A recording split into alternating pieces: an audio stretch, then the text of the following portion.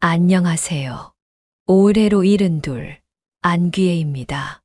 여러분, 어버이날 잘 보내셨나요? 이맘때가 되면 제 마음은 돌아가신 친정어머니 곁을 맴돕니다. 나이가 들면 들수록 엄마가 더 그리워지는 것은 왜 이럴까요? 너무 어릴 적에 저를 두고 세상을 떠나신 분이라. 카네이션 한 송이 달아드린 기억도 없어서 그런지 사무치게 보고 싶더라고요. 엄마라는 말을 속 시원히 불러본 적도 없이 자랐지만 자식을 낳고 길러보니 뼛속까지 느껴지더군요. 어머니라는 존재는 세월이 흐를수록 더 그리운 이름이었습니다. 그렇다면 자식은 나이를 들면 들수록 사람이 되어야 하는데 웬걸요? 전혀 아니더라고요. 솔직히 제 아들도 40이 넘기고 나니 이제 내 역할은 끝났다고 여겼습니다.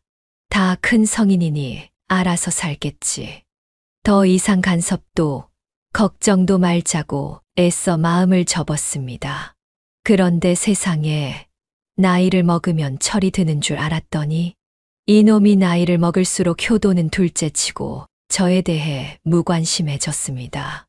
심지어 저를 아예 죽은 사람 취급하는 것만 같았습니다. 그래서 엄마로서 마지막 사랑에 매를 들었습니다. 직접 때린 건 아니지만 그만큼 혹독하게 시련을 주고 말았습니다.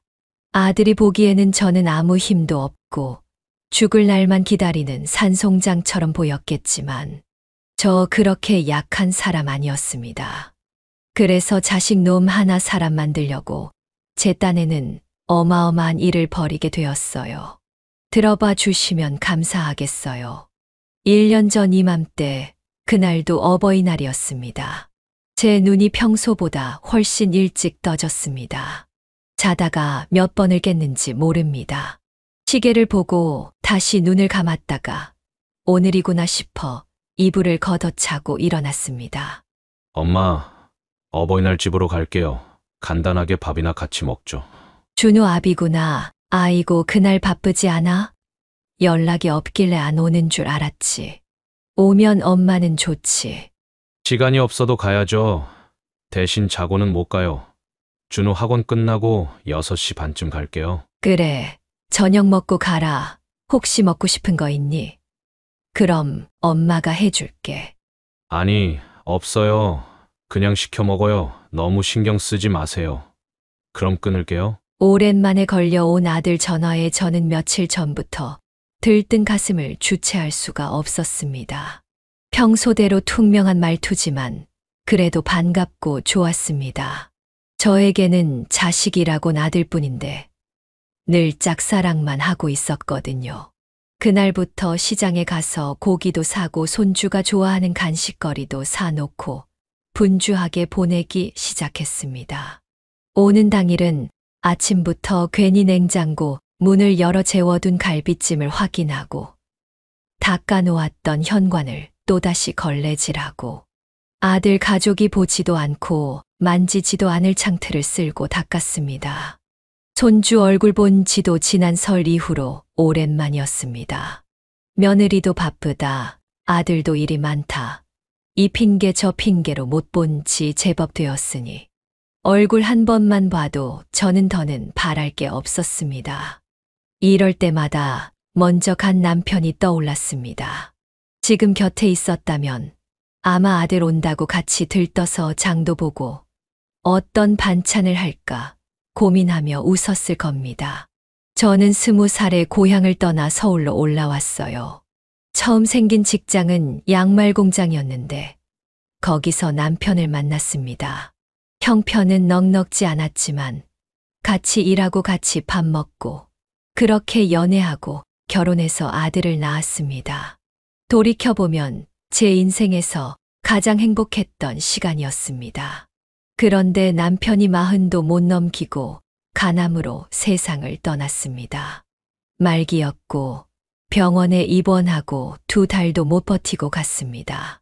그날 이후 제 가슴이 뻥 뚫린 것처럼 아무 감각이 없었습니다. 하루에도 몇 번씩 정말 세상 하직하고 싶다는 마음뿐이었습니다.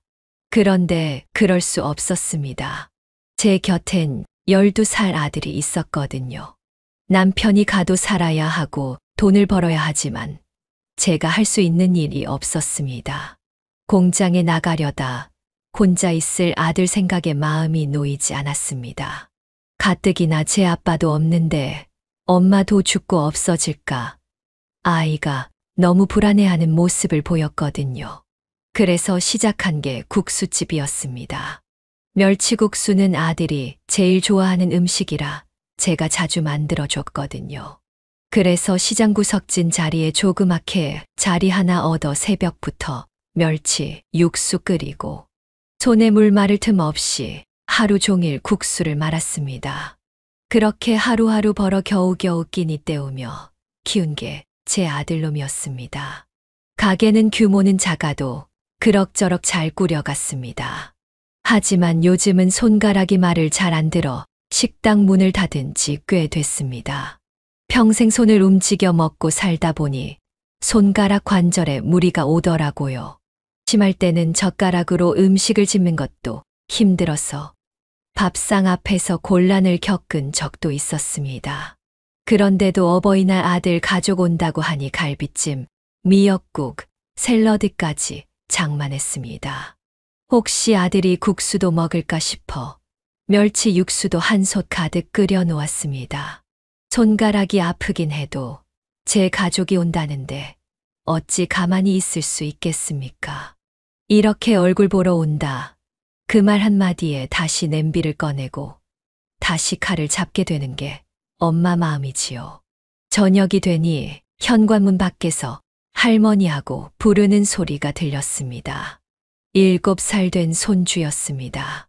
전 진짜 버선발로 뛰어나가 문을 열었습니다. 얼마나 반가운지요. 아들과 며느리도 전보다 혈색 좋은 얼굴로 들어오더군요. 어머니, 어버이날 축하드려요. 작은 선물이에요. 마음에 드실지 모르겠어요. 며느리는 신발을 벗자마자 낯익은 봉투를 하나 내밀었습니다. 저는 그 봉투를 받자마자 안을 들여다봤습니다. 포장 비닐에 곱게 쌓인 물건이 눈에 들어왔고 순간 충격에 빠졌습니다. 그대로 받을까 했지만 그래도 물어볼 건 물어봐야 하는 성격 탓에 조용히 며느리를 불렀습니다. 얘야, 이게 내 선물이니? 잘못 가져온 거 아니야? 네. 왜요, 어머니? 마음에 안 드세요? 포장지 뜯어보세요. 안을 보시지도 않고 무조건 싫다고 하세요? 그게 아니라 눈에 익어서 그래. 이 봉투랑 포장지 말이야. 저는 그 말에 말문이 막혔지만 손이 먼저 움직였습니다. 봉투 안에 있던 포장 비닐을 벗기고 스카프를 꺼내 흔들어 보였습니다. 봐, 이거 내가 작년에 너한테 준 거야. 검은 바탕에 땡땡이 무늬. 내가 직접 사서 포장까지 한 거야. 그걸 다시 포장해서 가져온 거니? 아니에요, 어머니. 제가 이번에 백화점에서 산 거예요. 포장지도 그렇고 무늬도 그렇고 내가 산 걸 왜 모르겠니? 아니에요, 어머니. 제가 그걸 왜 다시 드려요? 저 그런 사람 아니에요. 어머니 요새 기억에 문제 있으신 거 아니에요? 노인성 치매 이렇게 시작되거든요. 뭐, 치매라니. 너 그게 무슨 말이야? 제가 드린 걸 작년에 저한테 주신 거라고 하니까 그렇죠. 어머니 이건 심각한 증상이에요. 저랑 병원에 한번 가보실래요? 내가 분명히 준 거라니까. 이거 내가 고르고 산 거라고. 아니, 애가 아주 정신 나간 노인네로 취급하네. 저도 모르게 목소리가 높아졌습니다. 준 걸 도로 받은 것도 억울해 죽겠는데. 치매라니요. 사람을 이렇게 매도해도 되는 건가요? 다행히 제 목소리를 아들이 듣고는 심드렁한 표정으로 다가왔습니다. 거참, 그만 좀 해요. 엄마, 누가 준 게 무슨 상관이에요? 하지만 아들은 제 편을 들어주지 않았습니다. 그저 시끄럽다고 소리만 치고 말았거든요. 하지만 아무리 생각해도 저를 미친 노인네 취급하는 며느리의 태도는 도무지 이해할 수 없었습니다. 아니, 어떻게 자신이 받은 선물을 다시 그대로 가져와 건넬 수 있단 말입니까? 며느리는 끝까지 제 말을 인정하지 않았고, 오히려 저를 점점 이상한 사람, 기억이 뒤틀린 노인처럼 몰아가려 했습니다. 결국 저는 아무 말도 하지 못한 채 스카프 하나를 손에 쥔 채 가만히 서 있었습니다. 그리고 조용히 입을 열었습니다. 그래, 알겠어. 그만하자. 오랜만에 만났는데 이러지 말자. 그리고 너희한테 뭘 받으려고는 게 아니야. 네, 어머니 잘 생각해 보세요. 제가 이번에 백화점에서 산 게 맞아요. 그래요, 엄마. 젊은 사람 기억이 더 정확하잖아요. 나이 드신 분이 저렇게 우기시면 어떡합니까? 준우 엄마가 바보도 아니고. 혼자만 계시니 인지력이 떨어질 수도 있거든요. 이래서 사회생활이 중요해요. 죽어도 자기가 사온 거라며 우기던 며느리는 끝내 또 저를 가르치려 들었습니다. 아들까지 나서서 저를 늙은 퇴물 취급하는 걸 보니 기가 막히고 허탈했습니다. 사실 스카프를 다시 받는 건 문제가 아니었습니다. 살다 보면 그런 실수도 있을 수 있으니까요. 하지만 저를 정신 나간 노인네처럼 몰아가는 그 태도, 그 말투, 그 시선이 도무지 견디기 힘들었습니다. 도대체 며느리는 왜 저를 무시하는 걸까요? 처음 봤을 때는 전혀 그런 사람이 아니었어요. 제약회사 영업직으로 일하던 제 아들이 약사인 며느리를 처음 제 국수집으로 데려왔을 때만 해도 순진하고 조심스러운 구석이 많았습니다. 아들보다 8살이나 어렸고 제 삼촌이 운영하던 약국에서 일하던 며느리는 3살. 물정을 잘 모른다 싶을 만큼 어리숙한 모습이었습니다. 약사 며느리를 보게 생겼다고 시장 사람들은 부러운 눈빛으로 쳐다봤지만 저는 직업보다는 사람 됨됨이를 먼저 보고 싶었습니다. 그 무더운 여름날 땀을 뻘뻘 흘리며 주스를 몇 병 사 들고 와서는 저를 도와주겠다던 며느리의 첫인상은 참 마음에 들었습니다. 그런데 사람 마음이라는 게 그렇게 쉽게 변하는 걸까요? 아니면 그때의 모습이 잠시 내비친 껍데기였던 걸까요? 결혼한 지 10수년 지나니 사람이 이렇게까지 달라질 수 있다는 게 저는 아직도 믿기지 않습니다. 저를 노망난 노인으로 취급한 며느리는 아무 일 없다는 듯 태연하게 밥상머리에 앉았습니다. 진수성찬은 아니더라도 제 딴에는 나름대로 정성껏 차린 반찬들이었습니다. 그런데 며느리는 또 저를 자극하더군요. 어머니, 음식이 맛은 있는데 너무 짜요. 준우 아빠 혈압도 안 좋은데 이렇게 짜게 해주시면 곤란하죠. 이 사람 고지혈증 있는 거 아시죠? 뭐, 내 입에는 하나도 안 짠데. 준우 아범아, 너도 짜니? 아들은 무슨 딴 생각을 하는지 음식에서 눈도 떼지 않은 채 말도 없이 밥만 퍼먹었습니다. 맛이 있든 없든 짜든 싱겁든 관심이 없는 얼굴이었어요. 이 사람이 뭘 알아요. 어머니가 주면 그냥 먹는 거죠. 그래도 다음엔 조금 덜 짜게 해주세요. 네. 제가 며느리로서 드리는 말이 아니에요. 약사로서 조언하는 거니까 기분 나쁘게 듣지 마세요. 며느리는 그렇게 말하며 식탁 너머로 제 눈치를 살폈습니다. 참다 못한 저는 조용히 입을 열었습니다. 준우 어미야, 내가 오늘만 음식을 한 것도 아니고 그동안은 잘 먹더니 왜 그러니? 오늘따라 유난히 짜요. 이렇게 드시면 어머니도 문제가 돼요. 어머님, 이제 음식은 저희가 사올게요. 준우 아빠가 왜 이렇게 혈압이 높은지 알겠어요. 다 어머님 식단 때문이에요. 어머님도 건강 관리 잘하셔야죠. 며느리의 말은 걱정해 주는 척, 배려하는 척하지만 그 속에 뭐가 들었는지는 단박에 알겠더군요. 그리고 이어지는 말이 더 기가 막혔습니다. 어머니, 시장 음식이랑 집 음식이랑 좀 다르잖아요. 조미료 같은 것도 넣으면 안 돼요. 시장에서 하던 식으로 먹으면 큰일 나요. 몸에 너무 안 좋은 거 아시죠? 시장 음식이 나쁘니? 음식 재료 다 시장에서 사서 하는데 왜 나빠? 그리고 시장 음식이라고 다 조미료에 인공감미료 넣는 거 아니야. 함부로 말하지 마. 그리고 그렇게 준우 아비 걱정되면 내가 음식 준비해 와라. 내가 차린 걸 평가하지 말고. 응? 어머니 걱정해서 드리는 말씀이니 노여워하지 마세요. 하긴 그동안 시장에서 음식을 오래 만들어서 습관처럼 짜게 하실 수도 있잖아요. 그래서 혼자 사시면 이런 문제가 생기는 거예요. 식단은 전문가가 짜고 영양사가 해주는 밥을 드셔야 해요. 영양사. 그건 요양원으로 가라는 거냐? 저번에도 그렇게 말하더니 혼자 있으면 다 요양원에 가야 하는 거야. 어머니, 제가 언제요? 전문적인 관리를 받으면 좋다는 거죠. 그때였습니다. 아들이 한마디 거들었습니다. 엄마, 너무 예민하게 굴지 마시고요. 우리가 언제 요양원으로 가래요. 그리고 음식이 짜긴 해요. 그 순간 저는 밥 숟가락을 잠시 들고 있다가 조용히 내려놓았습니다. 얼마 전부터 며느리는 요양원 이야기를 꺼내기 시작했고, 아들은 그런 말에 동조하듯 저를 점점 예민하고 괴팍한 노인네로 몰아갔습니다.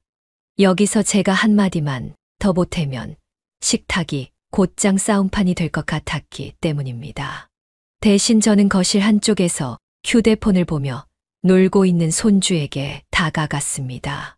그러자 손주가 제 무릎 위로 조심스럽게 올라왔습니다. 할머니, 보고 싶었어요. 그동안 바빠서 못 왔어요. 나 학원 얼마나 많이 다니는 줄 알아요? 할미도 우리 준우 보고 싶어서 죽는 줄 알았어. 이 순간이 저에게 얼마나 소중한지요. 너무 사랑스러워 아까 상처들이 사르르 녹아내리는 듯 행복했습니다. 그런데 어느새 나온 며느리가 그 모습을 보고는 인상을 찌푸리더군요. 준우야, 너 이제 초등학교 가야 하는데 이제 할머니 무릎에서 내려와. 아니 왜 가만히 두지. 오랜만에 봐서 좋아서 그러는 걸. 그게 아니고요. 여기만 오면 준우가 버릇이 없어지더라고요. 할머니 치마폭에만 쌓여서 말투도 예의 없고요. 그런 교육은 너희 집에 가서 시켜라. 잘 놀고 있는 애한테 왜 그래? 아니요, 요새 어리광이 늘어서 안 돼요. 얼른 내려와. 며느리는 막무가내로 아이를 제 무릎에서 떼어냈습니다. 너도 참, 준우 아직 유치원생인데 뭐 그렇게 까다롭게 그러니. 준우야 할머니가 용돈 줄게. 사 먹고 싶은 거 먹어. 저는 주머니에서 봉투를 꺼내 손주에게 주려고 하자 며느리가 봉투를 낚아채더군요. 요즘 그런 거 교육상 안 좋아요. 돈으로 뭐든지 할 수 있다는 걸 지금 알면 안 돼요. 돈은 제 계좌로 보내주세요. 결국 봉투는 아이 손에 닿기도 전에 며느리 가방 안으로 쏙 들어갔습니다. 안 받을 거면 몰라도 자기가 관리할 거면서 그렇게 말해야 했을까요? 아이 앞에서 저를 교육상 잘못된 사람처럼 몰아붙이고 흠집내는 그 태도에 속이 터져 버릴 것만 같았습니다. 할미가 손주에게 용돈 한 번 주려는 걸 그렇게까지 막아야 하는 건지 서글프고도 억울했습니다. 너 오늘 이상하다. 내 행동 하나하나 다 간섭하니? 할머니가 손주한테 돈도 못 주니? 그게 아니라요. 아직 어린데 돈을 주시면 되겠어요? 아까는 다 컸다고 내 무릎에서 내려오라며? 이랬다 저랬다. 도대체 왜 그래? 오늘 어버이날이라고 온 거 아니니? 왜 이렇게 사람 속을 뒤집어 놔? 내 혈압 올려서 뭐 하려고 그러니? 어머니, 오해세요. 제가 어머니 혈압 관리해 드리려고 하지. 올릴 리가 있겠어요. 죄송해요. 하지만 그뿐이 아니었습니다. 거실에 앉아서 천천히 시선을 집 안 이곳저곳으로 돌리던 며느리는 뭔가 못마땅한 얼굴을 하고 있었습니다. 그러던 중 손주가 먹던 초콜릿을 바닥에 떨어뜨리자 며느리가 제 가슴에 대못을 박는 말을 했습니다. 준우야, 주워 먹지 마. 할머니 집 먼지 많다고 했잖아. 가서 손 닦고 와. 그러고는 가방 안에서 새 수건을 꺼내 손주에게 건넸습니다. 어머 준우 어미야, 우리 집에도 수건 많아. 그걸 따로 가지고 다니니? 네. 준우 아토피 있잖아요. 저는 삶아서 써요. 나도 집 수건도 삶아서 쓴다. 너무 그러지 마. 그리고 바닥은 종일 쓸고 닦고 한 거야 먼지 없어. 네, 알죠, 어머니. 집이 더럽다는 게 아니에요. 그래도 준우가 예민해서 어머니가 이해해 주세요. 하면서 며느리는 눈썹을 살짝 찌푸렸습니다. 대놓고 흠을 잡는 건 아니었지만 한마디가 트집으로 느껴졌습니다. 아들 가족이 온다기에 며칠 전부터 손가락 관절이 퉁퉁 붓는 것도 참아내며 걸레질했는데 서운한 마음이 불현듯 찾아왔습니다. 며느리가 아무리 그래도 아들이 제 편을 들어주기만 했어도 마음이 좀 풀릴지 모를 일이었습니다. 그런데 거실에 앉은 아들은 내내 휴대폰을 들여다보고 있었습니다. 한두 마디 버럭 소리만 지르지 관심이 없었습니다. 옆에 앉은 저는 괜히 TV 소리를 조금 키웠다 줄였다 하면서 아들의 눈치를 보다 조심스럽게 한마디 건넸습니다. 그래, 준우 아비야. 오랜만에 보는데 요즘 회사는 어때? 하지만 대답은 돌아오지 않았습니다. 아들은 고개도 들지 않았고 그 대신 며느리가 먼저 말을 받았습니다. 어머님, 이이가 피곤해서 그래요. 주말에도 제대로 못 쉬었거든요. 요즘 회사에서 일이 얼마나 많은데요. 어머님은 잘 모르시잖아요. 물어본다고 해결되는 것도 아닌데요. 그 말에 저는 입을 다물 수밖에 없었습니다. 회사가 바쁘다는 말 앞에 제가 건넨 말은 그냥 쓸데없는 잔소리처럼 들리고 말았습니다. 어버이날인데 제가 왜 이렇게 눈치를 봐야 하는 건가요? 그날이라도 부모에게 다정하게 굴면 큰일이나 날 것도 아닌데 말입니다. 그렇게 아들 내외와 손주가 돌아간 뒤 저는 며칠 동안 잠을 잘 수가 없었습니다. 며느리의 선물도 태도부터 아들의 무관심까지 죄다 마음에 걸렸습니다. 동네 약국에서 일하던 며느리가 종합병원 약국으로 근무처를 옮기고 나더니 오히려 더 기고만장해진 것이 아닌가 싶기도 하더라고요. 그래서 참다 못해 저는 아들에게 전화를 걸었습니다. 엄마, 웬일로 전화를 다 하셨어요? 무슨 일 있어요? 내가 계속 생각해 봤는데 어버이날 너희 부부 태도가 그게 뭐니? 아직도 그 이야기예요? 그날 준우 엄마가 뭘 그렇게 잘못했는데요? 그 스카프 내가 작년에 준우 엄마 준 거 맞아. 아무리 그래도 나를 치매 노인으로 취급하면 돼. 그거 진짜 엄마가 준 거예요? 준우 엄마 애 낳고 정신없는 거 알잖아요. 비싼 거면 엄마가 하지 뭐하러 선물했어요? 다신 그러지 마세요. 옷장 안에도 스카프가 몇 개나 있는지. 뭐 그건 그렇다 치고 어버이날 내가 밥상을 차려줬으면 고맙다고 먹으면 되지. 말이 왜 그렇게 많아? 게다가 넌 왜 입을 닫고 있는데? 오랜만에 봤는데 핸드폰만 보고. 엄마는 진짜 너희들한테 실망이야. 엄마, 진짜 혼자 계시더니 정신적으로 좀 이상해지신 거 아니에요? 왜 갑자기 그렇게 예민하게 구세요? 나이 드셔서 그런 건가? 뭐, 너 지금 그게 무슨 말이야? 요새 너무 집에서 편하게 계셔서 이상한 생각 많이 하시는 거 아니에요? 가족끼리 그럴 수도 있죠.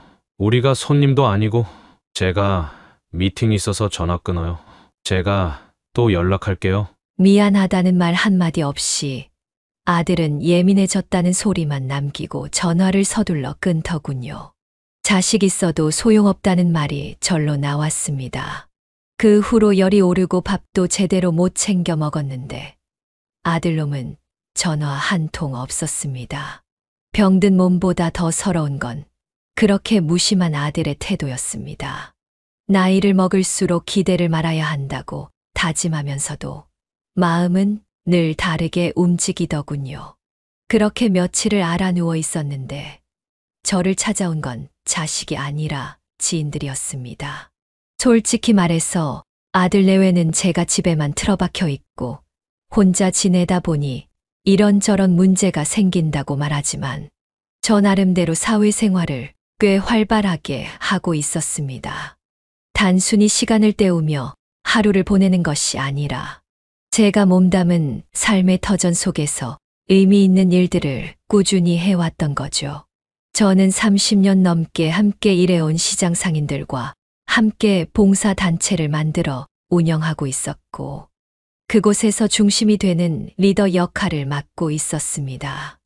저희는 양로원이나 보육원, 독거노인 등 도움이 필요한 이웃들을 모시고 국수 한 그릇 대접하는 일부터 시작했지요. 그렇게 시작된 봉사는 벌써 10년을 훌쩍 넘겼습니다. 식사 봉사에 그치지 않고 이발 미용 봉사, 옷수선, 심지어 한의원과 연계한 진료, 봉사까지 다양한 활동을 펼쳐왔습니다. 그 속에서 저는 단지 참여자가 아니라 사람들을 연결하고 일정을 조율하고 현장을 지휘하는 역할을 했습니다. 제 일을 잘 도와주시는 총무를 맡은 박 씨가 다가와 말했습니다. 아이고, 안 회장님, 아프셔서 어떡해요? 아드님이나 며느님은 안 오셨어요? 저희들 사는 게 바쁜지 연락도 없어요. 자식 키워도 소용이 없네요. 없어.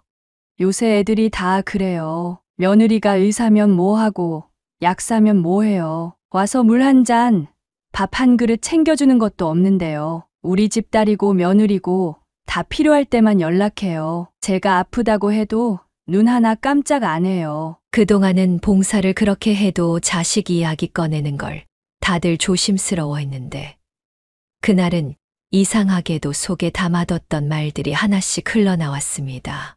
제 옆에 앉은 얼마 전 아들을 장가 보낸 미용사도 조용히 맞장구를 치셨습니다. 맞아요. 저도 그래요. 잘 살라고 키웠는데 이제는 제가 귀찮은가 봐요. 전화 한 통, 얼굴 한 번 보기도 힘들어요. 그러게요. 우리 며느리도 택배로 죽 몇 번 보내고는 제 할 일 다 했다고 하더라고요. 자식 키워서 대접받으려고 하면 안 돼요. 그냥 그러려니 해야죠. 그런 말들이 줄줄이 쏟아졌습니다. 마음이 조금은 가라앉으면서도 어쩐지 더 쓸쓸했습니다. 이렇게나 많더군요. 자식이 있는 노인이 오히려 더 외로운 세상이 돼버렸다는 걸 그날 처음 알았습니다. 그렇지만 이 정도 일로 제가 화가 났던 건 아닙니다.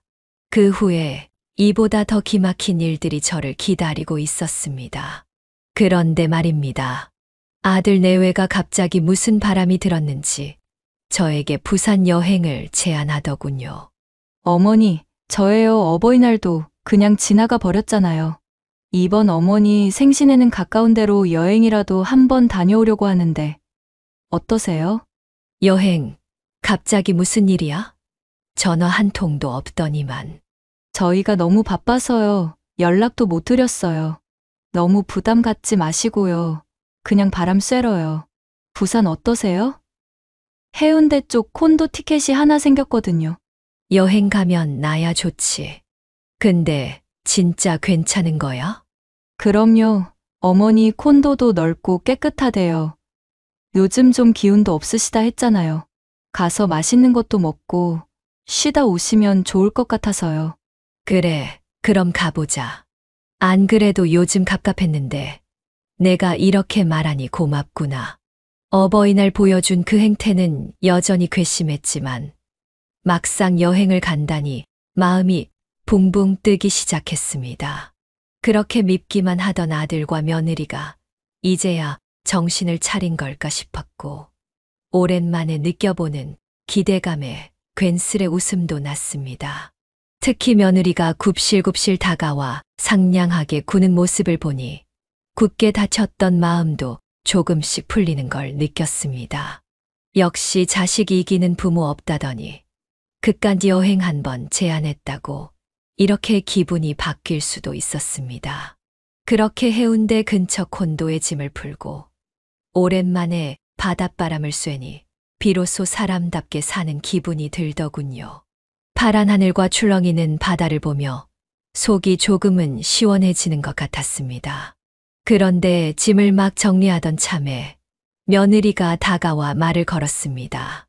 어머니, 저희는 이 근처에서 모임이 하나 있어서 잠깐 다녀와도 될까요? 순간 기분이 묘했습니다. 그런데 아들이 거들어 말했습니다. 네, 여기도 거래처가 있어서요. 얼굴만 비추고 금방 올게요. 놀러 와서도 일을 해야 해. 괜히 나 때문에 방해되는 건 아니니? 그건 아니니까 조금만 기다려 주세요. 와서 같이 저녁 먹으면 될 것 같아요. 다녀올게요, 어머니. 하지만 곧 돌아오겠다던 아들 내외는 밤 10시가 넘도록 돌아오질 않았습니다. 결국 저는 손주와 단둘이 콘도에서 라면 하나 끓여 끼니를 때우고 텔레비전을 멍하니 보다 잠들었습니다. 그 넓은 숙소에 애랑 저만 남겨둔 채 무슨 모임인지 무슨 거래처인지 정말 어이가 없었습니다. 이럴 거면 왜 나를 데려온 건지, 왜 괜히 마음을 흔들었는지. 그렇게 또 한 번 기대는 헛것이 되고 말았습니다. 한밤에도 들어오지 않는 아들 내외에게 불이 나게 전화를 걸었습니다. 도대체 너희들 어디니? 준우가 엄마 아빠 찾고 난리가 아니야. 얼른 오너라. 응? 어머니 갈게요. 여기 사람들이 못 가게 막아서요. 금방 가요. 전화만 하면 금방 간다고 했지만 밤이 깊도록 아이들은 돌아오지 않았습니다. 겨우 새벽이 되어서야 아들 내외가 술에 취한 모습으로 문을 열고 들어왔습니다. 이미 밤은 너무 늦었고 저도 자리에 누워있던 터라 뭐라 말할 힘도 없었습니다. 다음 날 예정대로 손주가 좋아하는 수족관 구경을 하게 됐습니다. 저는 말 없이 옷을 챙겨 입고 콘도 밖으로 나왔습니다. 그 옆에서 짐을 정리하던 며느리가 조심스레 말을 꺼냈습니다. 어제 죄송해요, 어머니. 저희도 일찍 들어오고 싶었는데 병원장님이 계속 술을 권하셔서요. 그래도 준우랑 잘 계셨죠? 불편한 건 없으셨죠? 다음엔 더 신경 쓸게요. 그 옆에서 아들도 한마디를 덧붙였습니다. 네, 엄마, 일찍 일어나려고 했는데 생각보다 좀 늦어졌어요. 됐어. 어쩔 수 없지. 오늘이라도 준우랑 잘 놀아줘라. 나도 나지만 애가 무슨 죄니? 조금만 더 자고요. 너무 피곤하네요. 그러니까 일찍 들어와야지. 이거 뭐니 진짜. 이따가 준우 좋아하는 수족관 갔다가 피자도 먹으려고요. 괜찮으시죠? 그래, 어디든 가자. 어제도 나가고 싶다고 준우가 난리가 났다. 말은 그렇게 했지만 사실 제 마음은 당장이라도 집으로 돌아가고 싶었습니다. 그럼에도 손주 녀석 얼굴을 보니 문득 다음에 또 언제 이런 여행을 함께 할 수 있을까 싶은 마음이 들어 꾹 참고 또 참았지요. 수족관을 걷다 보니 무릎에 점점 무리가 왔습니다.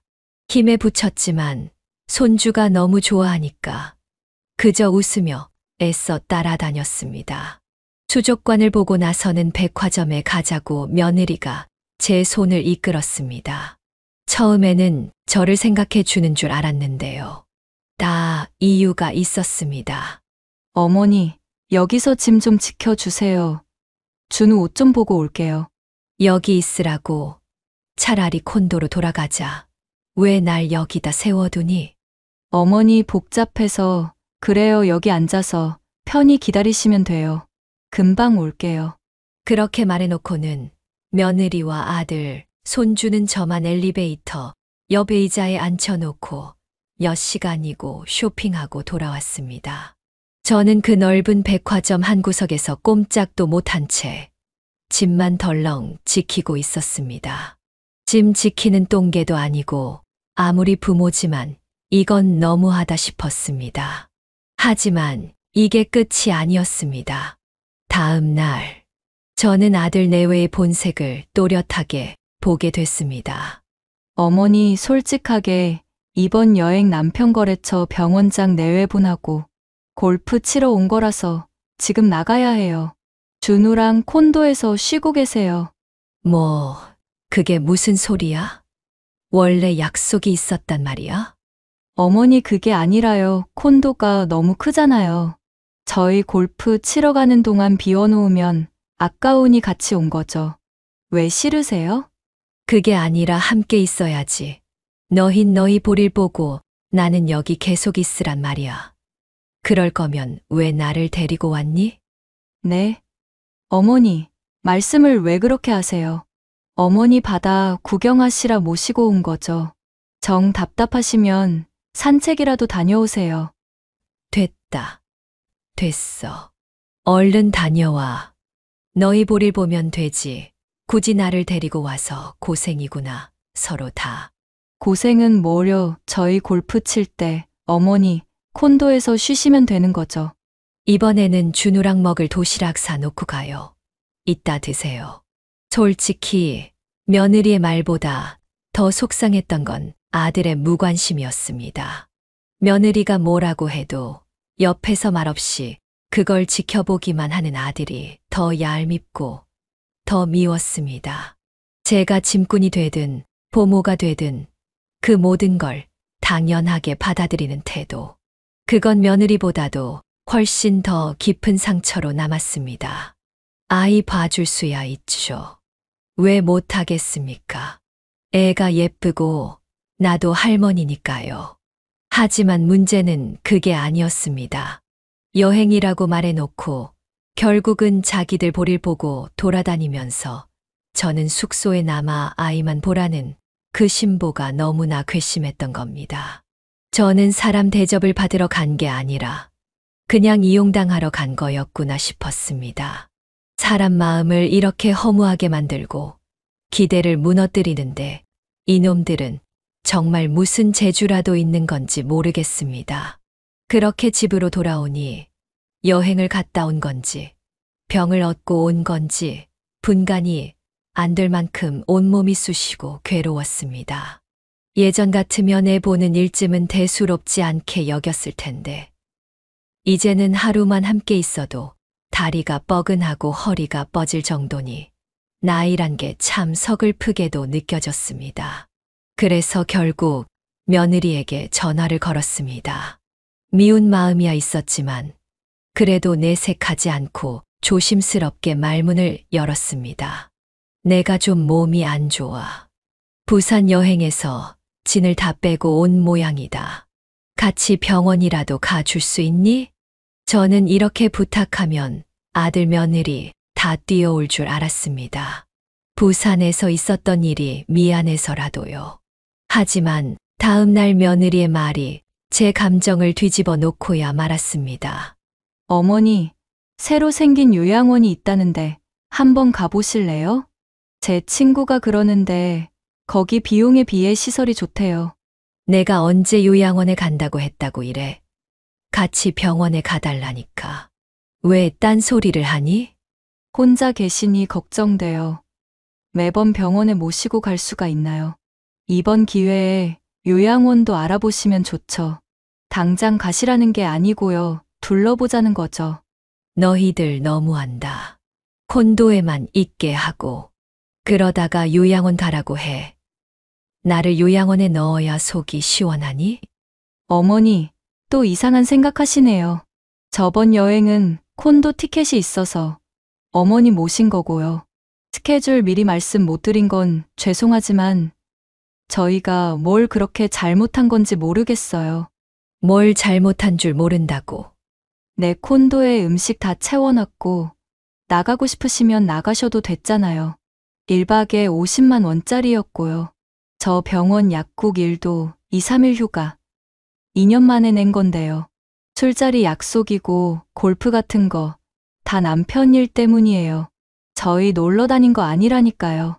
그래서 잘했다는 거야?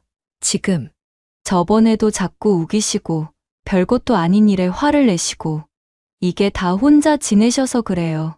어머니, 여기 오시면 친구분들이랑 이야기 나누시고 산책도 하시고 그러는 게 어머니께도 좋을 것 같아요. 저는 그렇게 며느리와 실랑이를 벌이고 난 뒤 생각이 많아졌습니다. 이제는 무조건 아들에게 기대고 의지해서는 안 되겠다는 결론이 들었습니다. 말은 아들이라 해도 마음은 결코 내 편이 아니라는 걸 뼈저리게 느꼈으니까요. 아니나 다를까 몸져 누워 아프다는 말을 꺼낸 뒤부터 아들은 병문안은커녕 전혀 다른 쪽으로 반응했습니다. 그날 전화기 너머로 들려온 아들의 첫마디는 도무지 믿기 힘든 말이었습니다.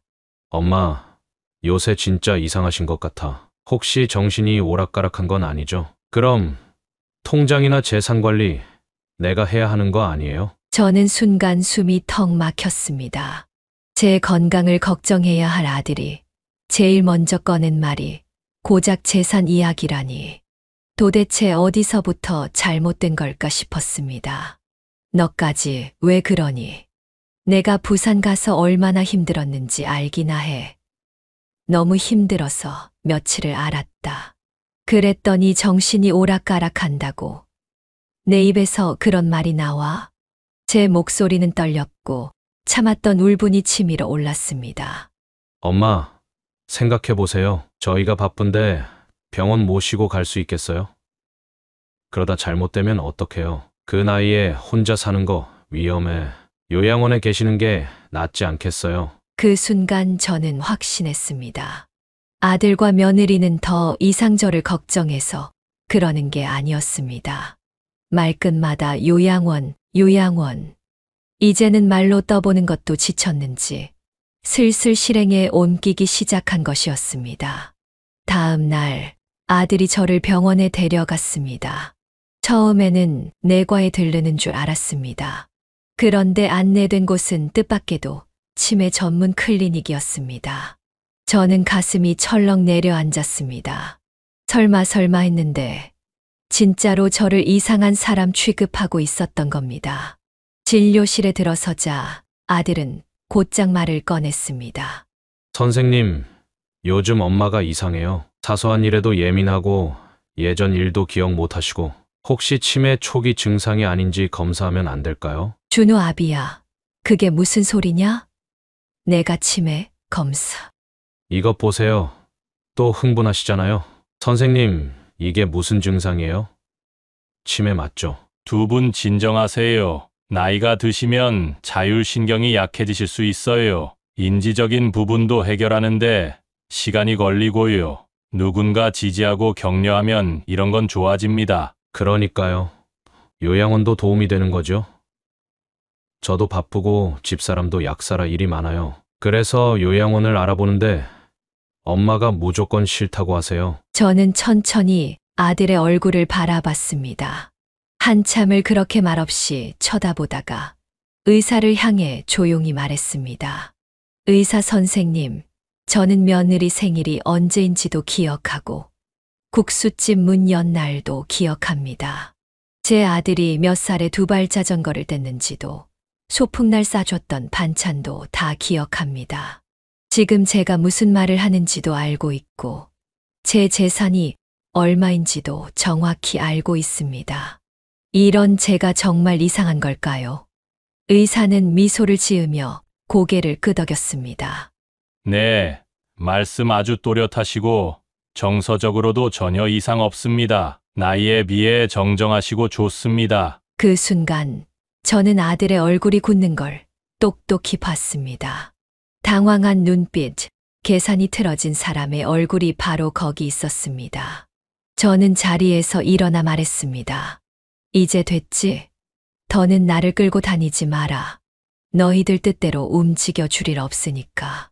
그리고 저는 조용히 진료실을 나왔습니다. 그 뒤로 저는 더 이상 엄마로서가 아니라 안귀애라는 한 사람으로서 저를 지키기 위한 싸움을 시작했습니다. 하지만 아들은 제 말귀를 전혀 알아듣지 못했습니다. 요양원이니 치매니 그런 말들이 모두 통하지 않게 되자 결국 아들은 단도직입적으로 돈을 달라고 했습니다. 엄마 요새 돈이 좀 필요한데 엄마 집 담보로 얼마쯤 빌릴 수 있을까요? 이 집 너희들이 내놨니? 엄마 명의로 된 집을 무슨 수로 저희가 내놔요? 요새 그게 가능한 줄 아세요? 엄마가 치매면 모를까? 그래? 결국 돈이구나.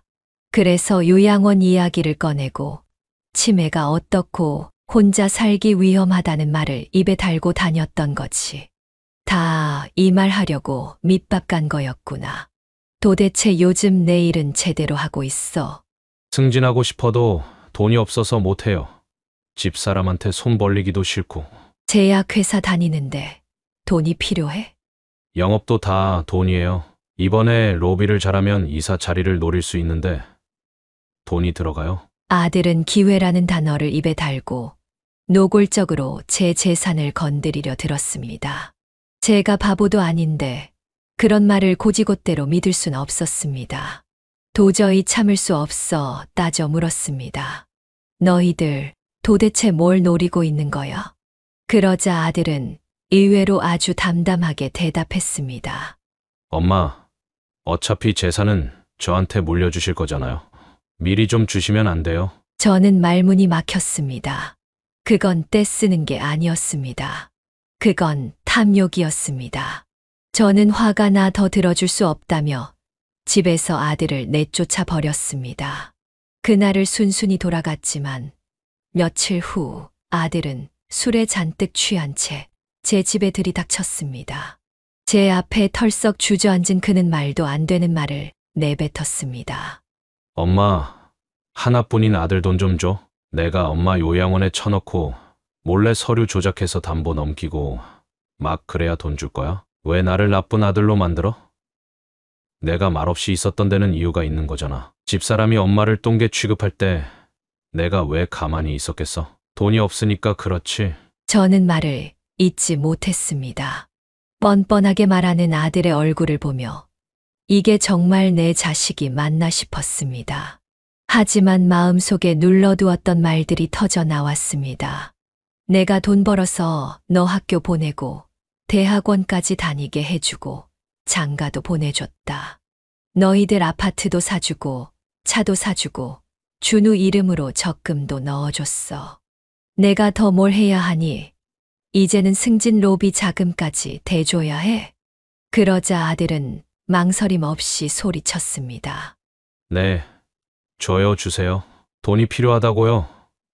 언제 돌아가실지도 모르는데 언제까지 기다려야 하는데요. 입 밖으로 꺼내지 않았더라면 모를 말이었습니다. 제가 죽기를 기다리는 사람. 그게 바로 제 아들이었습니다. 어릴 적 장난감 사달라고 떼쓰던 그 아이처럼 눈앞에 돈 앞에서 성인이 된 아들은 도무지 책임도 염치도 미안함도 없었습니다.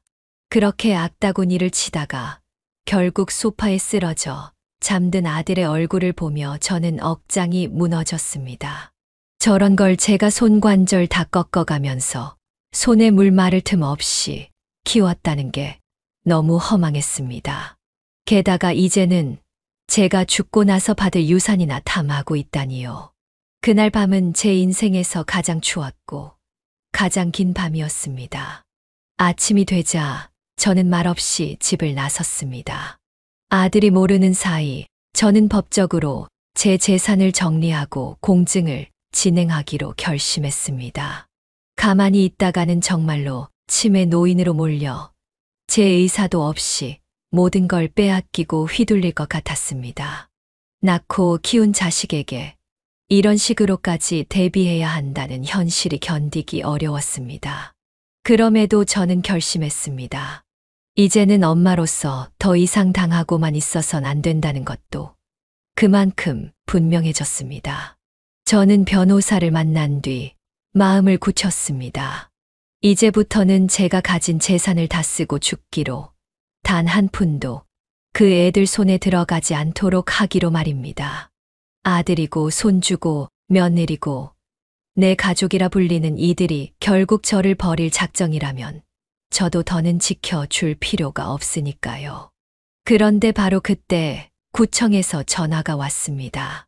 뜻밖에도 제가 그동안 해온 봉사활동을 인정받아 공로패를 드리고 싶다는 연락이었습니다. 안녕하세요. 여기 구청입니다. 안귀의 회장님을 칭찬하는 민원이 많이 들어와서요. 이번 어버이날 상을 드리려고 합니다. 그동안 봉사하신 노고를 인정하고 격려해드리고 싶습니다. 구청장님이 직접 수여하신다고 하니 가족분들과 함께 참석하시면 좋겠습니다. 제가요? 아이고, 국수 한 그릇. 별거 아니잖아요. 그저 누구 하나 따뜻하게 먹이고 나면 속이 후련해서 했던 일이에요. 이렇게까지 말씀해 주시니 정말 감사합니다. 전화를 끊고 나서도 저는 얼떨떨했습니다.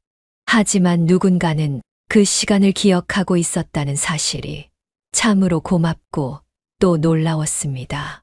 하지만 그게 끝이 아니었습니다. 제가 베푼 선행이 뜻밖의 복이 되어 제게 돌아왔습니다.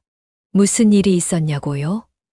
며칠 뒤 병원 재단 쪽에서 연락이 왔습니다. 재단 이사장이라는 분이 우연히 제 국수 봉사 영상을 보았고 저를 직접 만나고 싶다고 하셨습니다. 처음엔 단순한 인사 정도겠거니 생각했지요.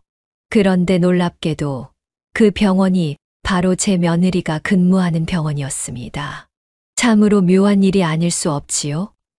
며느리와 아들은 저를 정신적으로 문제가 있는 노인네로 몰아세우고 있었는데 그 병원의 최고 책임자는 제 국수 한 그릇 사연에 감동을 받았다고 하니 말입니다. 안녕하세요. 이사장입니다. 이야기를 들으며 참 감명 깊었습니다. 멸치국수 한 그릇에 진짜 사랑이 담겨 있더군요. 혹시 제가 한번 맛볼 수 있을까요? 사실 친정엄마가 끓여주시던 그 국수 맛이 너무 그려서요. 저보다 5살이나 어린 이사장은 돌아가신 친정엄마에 대한 그리움을 이야기했습니다. 그 말을 들으며 저도 모르게 눈시울이 뜨거워졌습니다. 그날 저는 국수를 끓였습니다. 정성껏 멸치를 우려 육수를 내고 제 방식 그대로 면을 삶아 파를 송송 썰어 올렸습니다. 국수를 내밀며 저는 속으로 생각했습니다. 비록 제 아들은 저를 인정하지 않지만 제 손으로 끓인 이 따뜻한 국수를 먹은 사람들은 잠시나마 제 편이 되어줄 거라고요. 그렇게 인연을 맺게 된 이사장은 뜻밖에도 가난한 노인들을 위한 의료봉사를 제안했습니다. 약사, 간호사, 의사들뿐 아니라 협력 중인 제약회사 사람들까지 동참해 작은 마을 회관으로 직접 내려오겠다고 하셨습니다. 마침 그날은 국수 봉사도 있는 날이었습니다. 저는 육수를 끓이느라 분주했고 회관 안은 사람들로 북적였습니다. 그러던 중 인파 사이로 낯익은 얼굴들이 눈에 들어왔습니다. 아들과 며느리였습니다. 어머니, 뭐 하세요? 여기서요? 여기 노인들 오는 곳이 아니에요. 놀란 듯한 며느리의 목소리가 뒤따라 그 순간 이사장이 또각또각 구두 소리를 내며 걸어왔습니다. 여기 안 회장님 아드님하고 며느님 계시는 거 맞죠? 우리 비서가 그러더군요. 그러자 아들과 며느리가 놀란 토끼처럼 눈을 크게 떴습니다. 자신들이 평소 절절매던 그 높은 이사장이 저에게 허리를 굽혀 인사를 하고 정중하게 경어까지 쓰는 모습이 도무지 믿기지 않았던 모양입니다. 회장님처럼 훌륭한 어머니를 두셨으니 정말 복이 많으십니다. 살아계실 때 잘하세요. 그래야 의미가 있습니다. 돌아가시면 그땐 아무 소용 없습니다. 이사장은 웃으며 농담을 덧붙였습니다. 만약에 아드님이랑 며느님이 안 회장님 무시하면 저한테 말하세요. 아주 혼을 낼 거니까요. 사람들은 웃었지만 아들과 며느리의 얼굴엔 웃음이 없었습니다. 저는 조용히 그들을 바라보았습니다. 두 사람은 어쩔 줄 몰라 고개를 돌렸고 서로 눈도 마주치지 못한 채 부끄럽다는 말 한마디 못하고 어정쩡하게 서 있기만 했습니다. 그때 이사장이 다시 한마디 덧붙였습니다. 제가 듣기로 바쁘셔서 자주 못 찾아뵌다고 들었는데 그건 안 됩니다. 이번 어버이날 구청에서 상 받으실 때 두 분 다 꼭 참석하세요. 어머니 혼자 올라가시는 일 없게 해야 합니다. 아니면 제가 불이익을 줄 겁니다. 하하하. 그 말에 아들의 목덜미가 붉게 달아올랐고 며느리는 손에 들고 있던 작은 가방을 바닥에 내려놓으며 안절부절 못했습니다. 거기서는 더 이상 저를 가르치려 들 수 없었겠죠. 며느리는 말 한마디 못 꺼낸 채 입을 다문 채 서 있기만 했습니다. 그토록 하찮게 여겼던 제가 어떤 사람들 앞에서는 이름 석자로 불리며 고개 숙여 인사받는 존재였다는 걸 그제야 두 사람도 조금은 깨달은 듯 보였습니다. 그래서 올해 어버이날 저는 구청 강당에서 상을 받았습니다. 평생 처음으로 곱게 차려입은 한복을 입고 말이죠. 강당에는 생각보다 많은 사람이 있었습니다. 병원 이사장도 자리했고 지역 신문사에서 기자들도 와 있더군요. 마이크를 앞에 두고 무대에 오르자 순간 조명이 어지럽게 느껴졌지만 내 앞줄에 앉은 두 사람, 아들과 며느리의 굳은 표정은 단숨에 알아볼 수 있었습니다. 제가 오라는 말도 안 했는데 손주까지 데리고 와 있더군요. 그동안 아들과 며느리가 저에게 전화도 하고 집에도 찾아왔지만 제가 전혀 만나지 않았습니다. 구청장이 주는 상도 받고 박수도 받으니 감회가 새로웠습니다. 그때 사회자가 소감 한마디 부탁드린다고 했습니다. 저는 천천히 품속에서 접어둔 편지를 꺼냈습니다. 아들에게 쓴 편지였습니다. 혜준아, 엄마는 내 아버지를 봉안당에 모시고 돌아오던 그날부터 지금까지 너를 위해 살아왔단다. 40이 다 된 자식, 뭘 그렇게 챙기냐고들 하지만 엄마에겐 그게 삶의 목적이었고 희망이었다. 너는 가정을 꾸리고 자식을 낳고 새로운 길을 걸어가고 있지만 엄마의 세상은 여전히 너 하나였단다. 그런데 말이야, 이제 더는 엄마로만 살고 싶지 않아. 앞으로는 안귀애로 살아보려고 해. 내가 가진 재산 너희들한테 한 푼도 안 줄 거다. 다 쓰고 죽을 거야. 그리고 다시 국수집도 열 생각이야. 가난한 이웃에게 공짜로 나눠줄 거야. 혜준아, 엄마가 줄 유산은 이제 눈으로 보이는 게 아니야.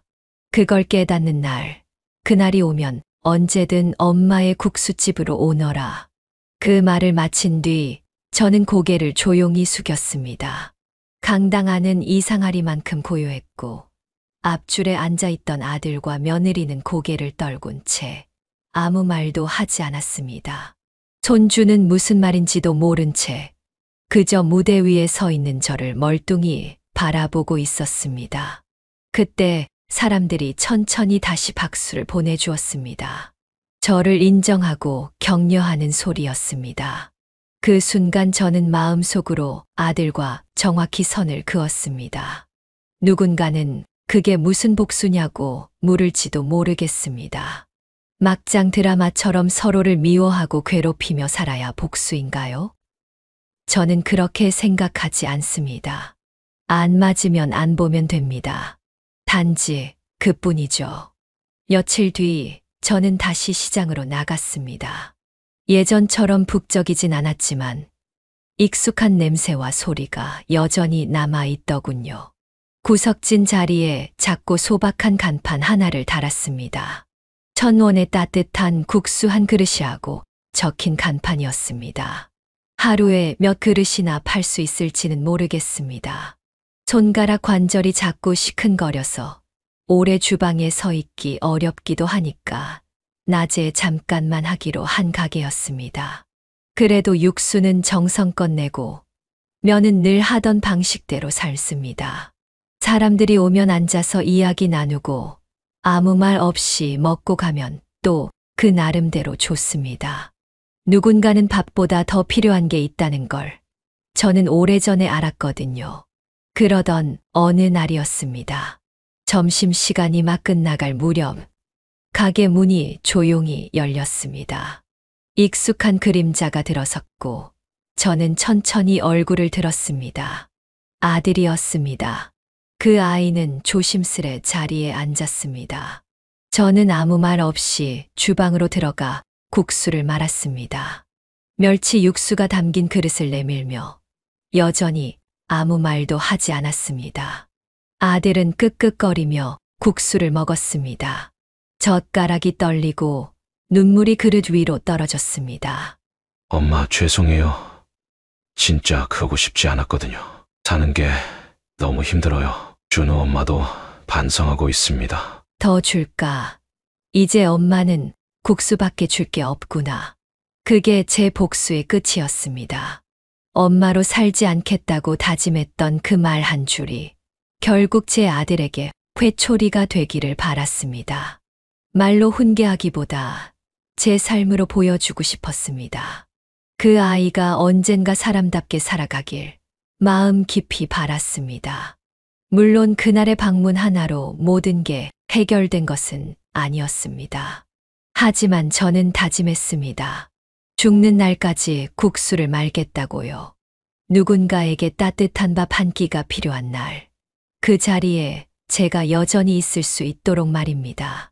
그 마음이 언젠가 닿기를 제 자식이 정말 사람이 되었다면 반드시 알아줄 거라고 믿습니다.